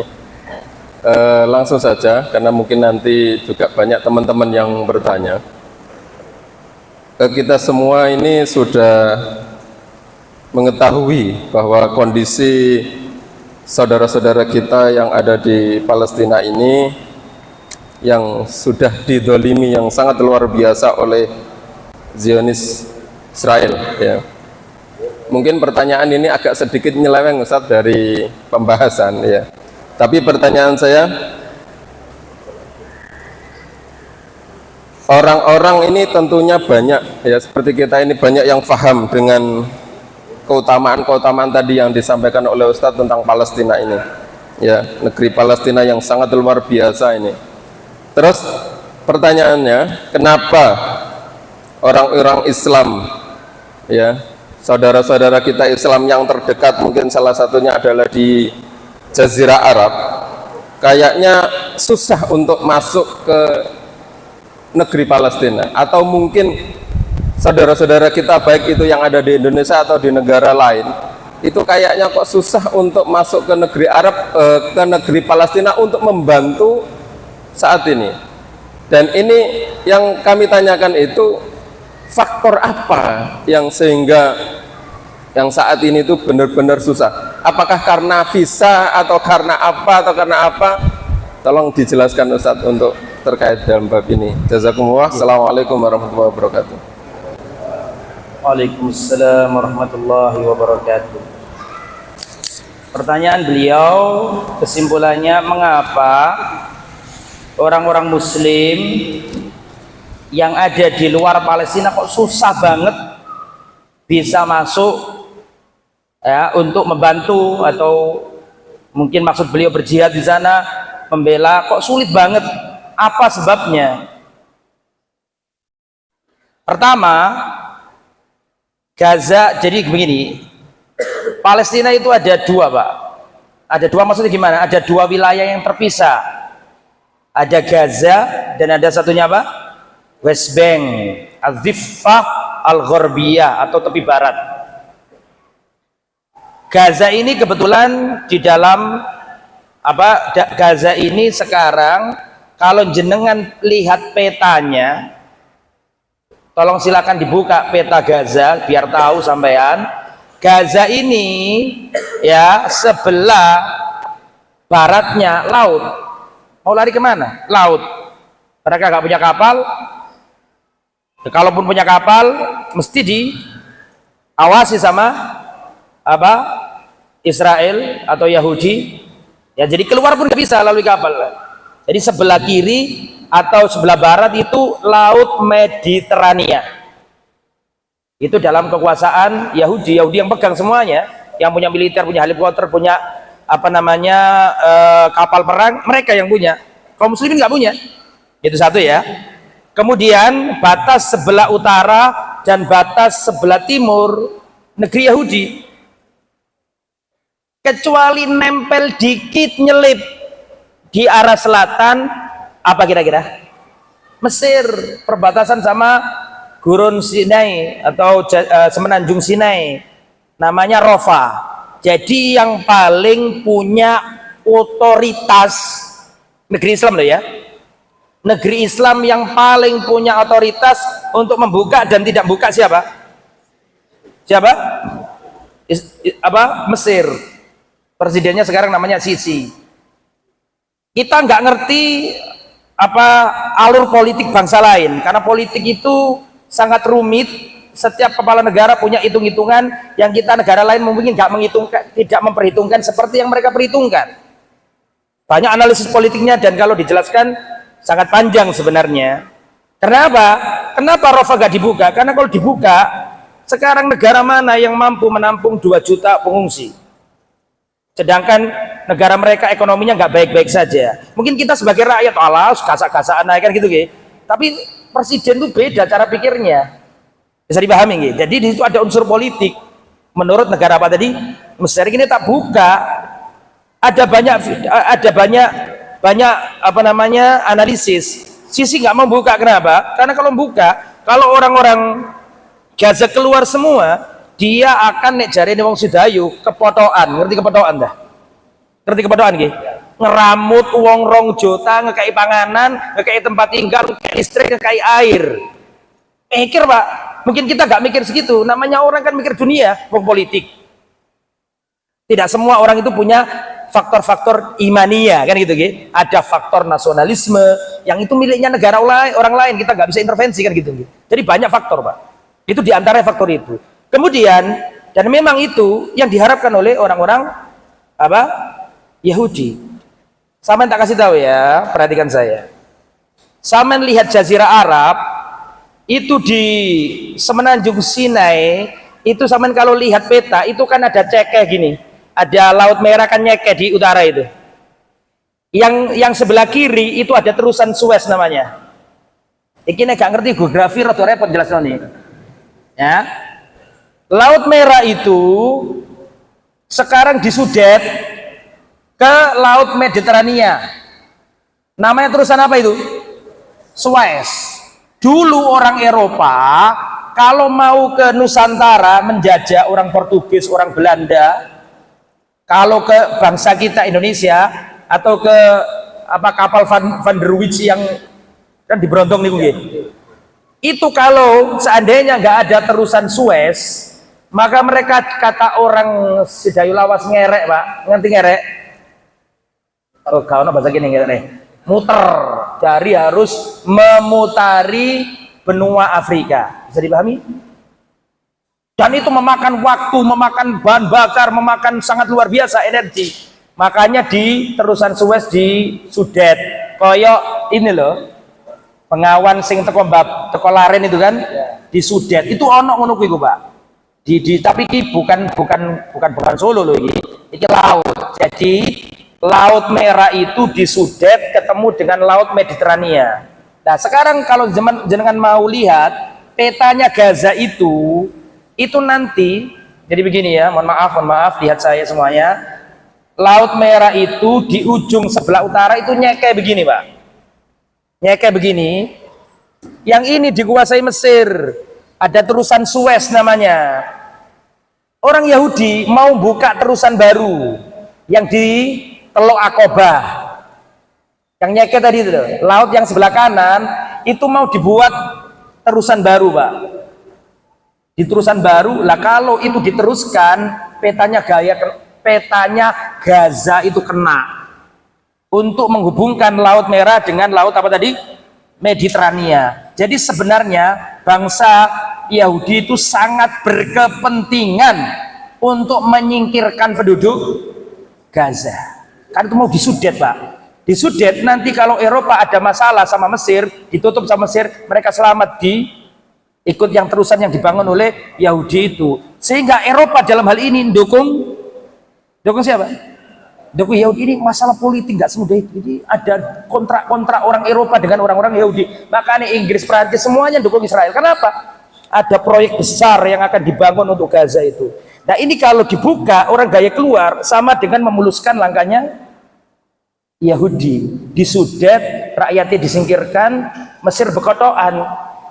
Lah jadi maksud saya itu sudah urusan politik luar negeri orang, kita nggak bisa mendalami lebih lanjut. Ada untung rugi. Kepala negara kan bukan negara Islam, jadi pikirannya maksudnya bukan negara yang benar-benar syariat Islam, jadi hitung-hitungannya bukan sekedar iman sama nggak iman, tapi hitungan politik, hitungan ekonomi. Ada perjanjian Camp David. Jadi Mesir itu nggak berani sama Israel karena apa? Karena ada perjanjian Camp David. Itu kalau dijelaskan dowo, ya. Jadi seperti itu. Terus sebenarnya yang menyebabkan kita ini nggak bisa menolong saudara kita di Palestina sebenarnya ya karena dosa-dosa kita. Dosa-dosa kita inilah yang menghalangi syariat jihad itu mulia. akan dipikul oleh orang-orang yang mulia. Tapi kenapa umat Islam yang 2 miliar sampai gededer R-nya nggak ada yang bisa nolong? Berarti kaum muslimin banyak dosanya, nggak bisa menerapkan syariat jihad karena dosa-dosa mereka. Kita disuruh tobat kepada Allah karena Allah tahu nggak ada yang bisa memikul syariat ini kecuali orang-orang yang mulia. Lah ini kaum muslimin jerat-jerit nggak bisa dibuka, itu dosa kita semua. Kita belum pantas ke sana, gitu ya. Dan kedua, nggak bisa Pak sampean modal semangat terus dari Brondong naik kapal sampai ke Laut Merah, nggak bisa. Ini zaman sekarang beda dengan zaman dulu Pak. Kalau zaman dulu itu nggak pakai aturan-aturan, nggak pakai paspor, nggak pakai apa, visa. Lah sampean semangat misalnya dari Sedayu Lawas Rono merapat ke Mesir, nyampe Mesir udah ditangkap sampean, dorong nang Palestina. Betul apa enggak? Mana paspormu? Pak, saya ini dari Sedayu Lawas bawa kapal nelayan, soalnya nek lewat Jakarta resmi imigrasi mesti gak oleh Pak. Nggak semudah itu, ruwet di sana. Jangankan kita di Indonesia, Palestina sama Jordania itu ibarat kata nemplek gede karo Palestina, ibarat kata nggih. Ngono ku rakyatin jerit-jerit Pak minta dibuka, enggak dibuka. Karena itu tadi sudah terikat, sudah ada perjanjian, takut mati semuanya. Ya, wedi karo Amerika. Ya kita doakan pemimpin-pemimpin kita diberi oleh Allah taufik, hidayah, ya supaya lebih berkepedulian. Ya sudah peduli ngirim bantuan, gitu sudah peduli. Cuman dalam perang itu sebenarnya kan nggak cukup bantuan kan gitu. Cuma itu tadi sudah ada unsur politik bermain di situ, unsur ekonomi di situ. Kalau zaman dulu khalifah pikirannya itu wong Islam didolimi harus ditolong. Itu dari zaman dulu. Sekarang ini nasionalisme, ada nasionalisme Syria, ada Jordania, ada Mesir, mau nolong takut digeruduk negara sekutu. Peti Pak. Kok nek aku tak tolong, banyak urusannya banyak. Ono unsur politik, ono unsur ekonomi. Nah kita sebagai rakyat jelata wis ndonga sing api-api, semoga para pemimpin kita ini diberi hidayah oleh Allah. Ya, dan kita juga harus memperbaiki diri. Perhatikan jamaah, tidaklah syariat jihad ini sulit ditegakkan kecuali karena dosa-dosa kita. Kita disuruh tobat semuanya, dorong pantes. Makanya jalannya disulitkan Allah. Ya, makanya kita harus bertobat semuanya, kembali kepada Al-Quran dan Sunnah, menegakkan agama Allah yang sesungguhnya. Kalau benar-benar umat ini tegak lurus di atas agamanya, maka Allah yang nolong, Allah yang akan membukakan pintu jihad itu. Jangan khawatir. Tugas kita sekarang ini, karena nggak mungkin diapa-apakan di sini, nggak mungkin ke sana. Kita nih di sini nih, di Sedayu Lawas nih, nggak mungkin. Lagian kalau sekarang jenengan di sana itu butuh orang terlatih Pak. Harus mudarrib, orang mutadarrib, orang yang terlatih. Sampai di sana kalau nggak ahli, baru nyampe di padang pasir sini sudah greges badan sampean. Buru-buru perang. Dia serius, harus mutadarrib, orang yang belajar, harus tahu suhunya, harus tahu nyekel senjatanya. Aku tuh semangat Ustaz, pokoknya aku gak peduli, saya siap mati. Sampai ndokono dorong ketemu tentara Israel, baru kena sohowoni. Udara apa? Udara Syam greges Pak. Gak cocok sama udara Sedayu Lawas. Makanya kata Rasulullah suruh persiapan jihad itu. Karena ya memang gitu, nggak bisa langsung-langsungan. Ya harus ada komando satu tunggal, nggak boleh per kelompok yang harus komando supaya terarah. Ya, dan harus musta'id, punya kemampuan fisik, harus itu dilatih. Karena kalau sudah di medan jihad, sebenarnya orang Palestina itu nggak butuh orang. Orangnya mereka sudah cukup. Butuh apa? Butuh senjata. Orang-orangnya itu kalau orang nggak tahu medan malah bingung nanti cuacanya dan seterusnya. Makanya kita doakan yang terbaik. Apa yang harus kita lakukan? Satu, berdoa. Mesti sampai ono sing ngomong ini, apa saat tok awakmu. Perhatikan ya, jangan sepelekan doa ya jamaah. Ad-du'a silahul mu'min. Doa itu senjatanya orang yang beriman. Kalau Anda sudah tidak percaya dengan senjata Anda, bagaimana ditolong oleh Allah Subhanahu wa taala? Perang Badar jumlahnya kaum muslimin cuma 300 sekian. Tentara kafir jumlahnya berapa? 1000. Senjata tidak ada. Tapi Nabi malam hari berdoa. Nabi beribtihal malam perang Badr. Sampai Nabi berdoa sungguh-sungguh, ya Allah, kalau sekiranya engkau binasakan kelompok kecil ini, ya Allah, engkau gak akan disembah lagi di muka bumi. Sampai selendangnya Nabi itu loh jatuh, gitu, diambil sama Abu Bakar, diletakkan di pundaknya Nabi, diberi kemenangan oleh Allah. Jangan remehkan doa. Doa itu bisa menghancurkan apa yang tidak bisa dihancurkan senjata. Perang Ahzab, tentara sekutu 10.000 tentara ngeroyok kota Madinah. Para sahabat bingung, nggak punya benteng. Akhirnya ngeduk, ngerti ngeduk? Apa? Menggali buat apa? Khandaq. Tapi Nabi berdoa di malam hari, Allah datangkan angin kencang, Allah gulung mereka secara jumlah kalah, secara senjata kalah, logistik kalah. Karena itu musim paceklik itu. Sampai Rasul dalam riwayat ganjel perutnya dengan apa? Batu paceklik, senjata kurang, diserbu musuh. Tapi Nabi berdoa. Jadi maksud saya, jangan remehkan apa? Doa. Terus wong 2 miliar loh, mosok dongane gono sing mandi. Berarti nggak sekedar doa. Satu, tinggalkan makanan haram. Kalau sampean bener-bener sayang sama saudara Palestina dan ingin menolong mereka, satu dengan doa. Nggak sembarang doa. Doa yang bener-bener doa. Tinggalkan harta haram. Jangan makan harta haram. Harta haram yang kamu makan itu menyebabkan doamu gak dikabulkan Allah. Masuk jengking-jengking, jaluk Palestina dimerdekano, tapi nek saya pakai riba, gak ngiro iso. Karena doamu gak sesuai syarat diterimanya doa. Tinggalkan riba, tinggalkan nyolong timbangan, tinggalkan minum-minuman yang haram. Itu. 2, tinggalkan mutus silaturahim. Yang hubungan sama ibunya gak bagus, sambung. Untuk saudaramu di Palestina. Apa hubungannya Ustaz? Supaya dongamu mandi. Awakmu njaluk donga, ya Allah tolong saudaraku Palestina, tapi kamu gegeran terus karo wong tuamu, mustahil dikabulkan Allah. Api ono hubunganmu nang ibumu, nang keluargamu, sambung tali rahim, tinggalkan harta yang haram, jauhi kedoliman.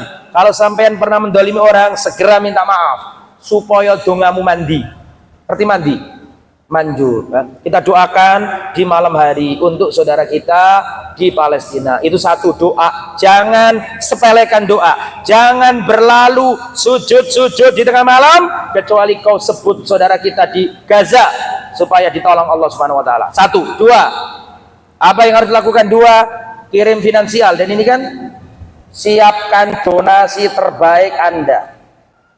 Ya, insya Allah meskipun jiwa raga panjenengan, raganya panjenengan di Sedayu Lawas belum sampai ke negeri jihad, tapi insya Allah uang panjenengan sudah nyampe sana untuk bantuan mujahidin, bantuan orang-orang yang terdolimi di sana, ada berupa makanan, berupa minuman, berupa pakaian, sebagai saksi pada hari kiamat. Ya Allah, meskipun jiwaku belum sampai di tanah Aqsa, tapi pikiranku, doaku, dan donasiku sudah saya kirim ke sana, ya Allah, sebagai hujah pada hari kiamat bahwa kita sudah menolong saudara-saudara kita di Gaza. Nomor berapa itu? Nomor 2. Sekarang nomor berapa? Nomor 3. Boikot produk-produk Yahudi yang jelas-jelas mendukung Zionis membunuh saudara-saudara muslim. Boikot. Ya. Jangan ragu-ragu. Boikot. Ya. Yang Anda tahu dan jelas-jelas itu bisa mendukung gerakan mereka boikot. Saya ngomong gini karena para masyayikh kita sudah menjelaskan hal ini. Terus nomor berapa? Nomor 4. Sekarang perang itu tidak hanya dengan senjata, perang dengan media sosial. Maka tulislah yang bagus-bagus, tulislah yang membawa optimisme untuk kaum muslimin. Jangan menggembosi perjuangan. Urusan Hamas setuju gak setuju itu urusan nanti. Sekarang wong Islam dipateni, gak usah tukaran. Dukung kaum muslimin yang sedang berhadap-hadapan langsung dengan musuh di sana. Unsur akhaka zaliman au madluman. Tolonglah saudaramu didolimi maupun terdolimi. Ya, kalau didolimi dengan membantunya agar terlepas dari kedolimannya. Kalau dia perbuat dolim pun tetap engkau tolong dia dengan menasihatinya agar tidak terjatuh pada kezaliman. Unsur akhaka dzaliman aw madluma. Itu ya, jadi tulis yang baik-baik. Tulis optimisme. Daripada kita mencela, menggembosi, lebih baik kita doakan. Kalau engkau menganggap Hamas kurang tepat, doakan yang baik-baik. Ya Allah, doakan mereka, kokohkan mereka, hindarkan mereka dari Syiah. Misalnya kalau Anda gak setuju, doa ngono. Ya Allah, hindarkan saudara-saudara kami yang ada berjuang di sana dari pengaruh Syiah. Tegakkan kaki-kaki mereka, kokohkan mereka, lindungi mereka, beri petunjuk ketika berjihad agar tidak tergelincir. Arahkan pandangan mereka ya Allah supaya tepat sesuai dengan agamamu. Jangan engkau hinakan mereka. Tolong ya Allah, kokohkan langkah-langkah mereka, beri petunjuk kepada mereka, beri hidayah biar tidak tergelincir dalam medan jihad. Kan lebih baik gitu daripada mencela. Doakan saudaramu. Mereka didolimi, berhadapan langsung. Ya, Ustaz, tapi kan sing dahului kan mereka Ustaz, gara-gara nyemplungno bom akhirnya ngamuk Yahudi memberantas kaum muslimin. Sampai melihat kasus ini jangan 7 Oktober saja. Itu framing barat itu. Framing barat itu selalu melihat kasus sekarang ini. Perhatikan saya ulangi ya. Media-media barat untuk menyalahkan umat Islam selalu memframing dan selalu dirujuk ke tanggal 7 Oktober. Tuh, 7 Oktober sopo sing mulai dulu. Kan mesti gitu yang digembor-gemborkan. Betul apa enggak? Jawaban sing keras. Jangan mau dibawa framing 7 Oktober. Mereka terdolimi sudah semenjak 48. Rumah-rumah mereka dibuldoser, masjid-masjid diruntuhkan, anak-anak dibunuh. Jangan melihat 7 Oktober, lihat kenapa 7 Oktober terjadi. Ada apa dengan 6 Oktober? Ada apa dengan 5 Oktober? Ada apa dengan 7 Oktober? Sampai 1948 kaum muslimin dibunuh di sana. Kemudian ada seorang bertanya kepada Syekh Mustafa Al-Adawi, ulama Mesir. Ditanya, ya Syekh, bagaimana hukumnya ada seorang ngaku mujahid, kemudian ngebom Israel, kemudian kena laki-laki atau warga sipil. Gimana hukumnya ini? Syekh Mustafa Adawi marah. Kok lucu pertanyaanmu ini? Kenapa yang kamu tanyakan bukan bagaimana hukumnya masjid dibom, bagaimana anak-anak kecil dibunuhi, bagaimana masjid dibom? Kok tidak kamu tanyakan itu? Kok yang kamu tanyakan yang itu tadi? Jangan dimakan, jangan kena makan framingnya barat. Kalaupun ada kesalahan, saya yakin tidak semua yang hadir di sini setuju dengan saya yang ngomongkan, tidak apa-apa. Saya yakin tidak semua setuju dengan apa yang saya omongkan, tidak masalah, tidak harus ikut saya. Tapi orang ini macam-macam, ada yang setuju dengan perjuangan di sana, setuju nggak setuju, sampai yang tak kasih tahu, saiki wong Islam dipateni wong kafir, itu kenyataan. Betul apa enggak? Setuju gak setuju karepmu, kenyataannya sekarang wong Islam dipateni wong kafir. Urusan setuju, urusan politik itu nanti dulu. Sekarang wong Islam dipateni, terus kita gimana? Terus jaro mati kabeh ngono ta? Tolong ya akhi, doakan yang baik-baik. Bahkan yang menurutmu salah sekalipun, doakan yang baik-baik. Kokohkan kaki mereka, berikan petunjuk kepada mereka ya Allah. Jangan mau mereka diatur oleh Iran dan Hizbullah misalnya loh ya, kalau doakan yang baik-baik, kokohkan mereka, tancapkan kaki mereka di atas kebenaran. Doakan yang baik-baik. Ini ardul waqi, mereka sudah menghadiri bumi jihad. Doakan yang baik-baik untuk saudara kita. Bismillah. Ustaz semangat banget sampai kelar. Ya. Ada lagi tak pertanyaan? Sambut, ada pertanyaan lagi?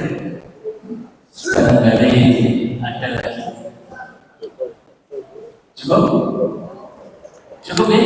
Oh, ada lagi. Kalau ini maju. Bawa kakak bentar. Belakang. Ini siapa yang belakang? Bawa Ustaz Anas. Bawa Ustaz.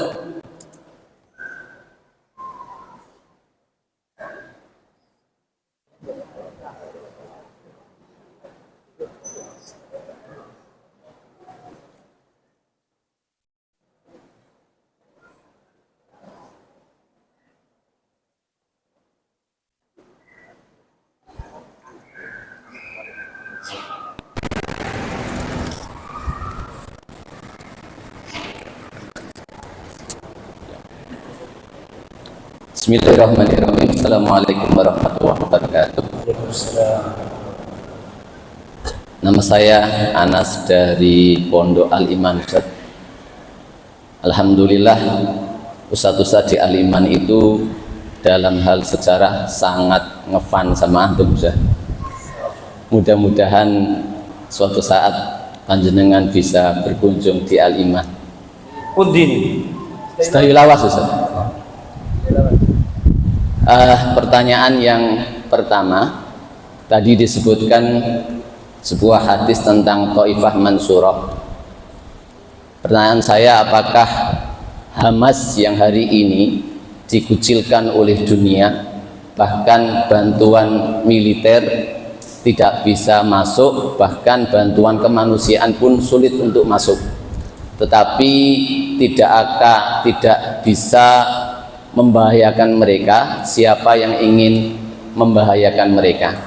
Pertanyaannya, apakah Hamas ini itu yang dimaksud hadis Taifah Mansurah tersebut, ataukah mungkin nanti ada akhir zaman yang lebih akhir daripada zaman kita ini yang disebut oleh hadis Rasulullah SAW tersebut? Kemudian pertanyaan yang kedua adalah tadi berkaitan dengan Isra Mi'rajnya Rasulullah SAW, sholatnya Rasulullah SAW bersama para nabi di Baitul Maqdis. Itu apakah Rasulullah SAW itu sholat dengan ruh-ruhnya para nabi, ataukah Allah mengembalikan jasad para nabi itu kemudian sholat bersama para nabi plus sekaligus Nabi Isa yang belum diwafatkan Allah itu jasadnya bersama Nabi di Baitul Maqdis, yang kemudian Rasulullah kembali bertemu dengan mereka di langit pertama, di langit kedua, dan di langit ketiga. Barakallahu fikum, jazakumullah khairan. Assalamualaikum warahmatullahi wabarakatuh. Assalamualaikum.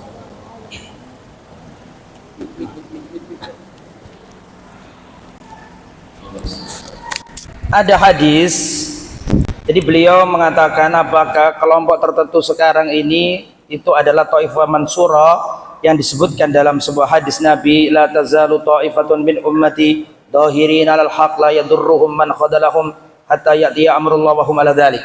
Atau kama qala sallallahu alaihi wasallam. Ada hadis, Pak, yang mengatakan kila manhum ya Rasulullah, Taifah Mansurah itu siapa ya Rasulullah? Ainahum, di mana mereka itu? Dalam riwayat Nabi menjawab, hum fi Baitul Maqdis. Mereka ada di Baitul Maqdis dan ada di lorong-lorong Baitul Maqdis. Tetapi tambahan Baitul Maqdis ini didhaifkan para ulama. Tambahan Baitul Maqdis ini didhaifkan oleh para, di antaranya Al-Albani mendhaifkan hadis tersebut. Tetapi Al-Imam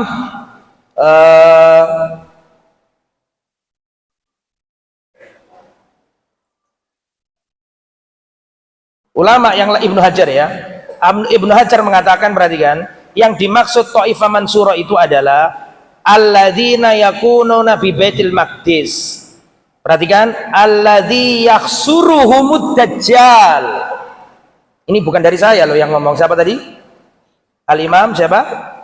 Al-Imam Ibnu Hajar Al-Asqalani dalam kitabnya Fathul Bari, ketika menjelaskan hadis itu beliau mengatakan maksudnya adalah yakununa bi Baitil Maqdis, yaitu tentara yang ada di Baitul Maqdis. Sekarang kelompok yang panjenengan sebutkan tidak di Baitul Maqdis, tapi di mana? Di Gaza. Dan beda, Pak. Dan orang Gaza itu nggak bisa ke Baitul Maqdis. Cuman kira bisa begitu? Nggak bisa. Orang Gaza itu nggak bisa ke Baitul Maqdis. Makanya sama lihat peta. Nah, coba sekarang browsing di internet, antara Gaza dengan Baitul Maqdis itu terhalangi oleh negara Zionis itu. Nggak bisa ke sana. Nggak ada orang Gaza sholat di mana? Masjidil Aqsa. Betul sakit, sama kira sakit, betul sakit. Nah, saya ulangi ya. Wal murad billadzi yakununa bi Baitil Maqdis alladzina yakhsuruhumud dajjal idza kharaja. Yang dimaksud Taifah Mansurah tadi, kata Al-Imam Ibnu Hajar, adalah yaitu kelompok kaum muslimin yang nanti akan dikepung oleh Dajjal dan pasukannya. Ketika mereka dikepung Dajjal, fayanzilu Isa, baru turunlah Nabi Isa, fayaktul ad-Dajjal, kemudian Nabi Isa membunuh Dajjal. Ya, sehingga wallahu a'lam bishawab, pendapat yang lebih tepat sekarang ini, doakan saudara kita yang sedang ada di sana. Ada yang setuju, ada yang nggak setuju, itu urusan panjenengan. Yakin ada yang setuju, ada yang nggak setuju, tapi yang jelas sekarang ini mereka sedang apa? Berhadapan-hadapan dengan kaum kufar, antara Zionis dengan termasuk Syekh Utsman, seorang ulama Kuwait, ditanya, ya Syekh, bagaimana ini pendapat kita tentang Hamas? Ya, jangan ngomong Hamas apa gak Hamas. Sekarang kaum muslimin sudah perang kenyataannya di sana. Kenyataan di sana sekarang kaum muslimin sudah berhadapan-hadapan langsung dengan siapa? Orang Yahudi. Yang ada itu kita doakan yang baik-baik supaya tidak digelincirkan Allah, semoga dikokohkan kakinya, semoga diberi hidayah, semoga tidak terpengaruh oleh Hizbullah dan Iran dan seterusnya. Kita doakan yang baik-baik. Nah, karena sudah terjadi negeri mohon maaf, karena musuh sudah apa? Sudah tiba. Bukan waktunya kita untuk saling bertikai. Ya, harus kita kuatkan, kita doakan yang baik-baik. Jadi Taifah Mansurah yang dimaksud dalam hadis tadi adalah yang nanti ketika Dajjal turun bersama mereka. Ya, dan kita doakan yang baik-baik yang sudah ada. Ada lagi atau cukup? Cukup ya? Sampun. Insya Allah apa yang sudah beliau sampaikan luar biasa yang sudah kita dengarkan pada malam hari. Barakallahu fikum. Wafikum barakatuh. Para bapak, para ibu, para saudara yang dirahmati Allah, perkataan pengawasan akbar yang sambut digunakan dari Dr. dan Musyaf saking ini dari bermanfaat kami keluar pertemuan kita juga kasih kalian berbahagia majlis. Alhamdulillah, subhanallah, asyhadu an la ilaha illa anta, astaghfiruka wa atubu ilaik. Dirahmatkan Tuhan Maha Sami. Assalamualaikum warahmatullahi wabarakatuh. Langsung sholat isya.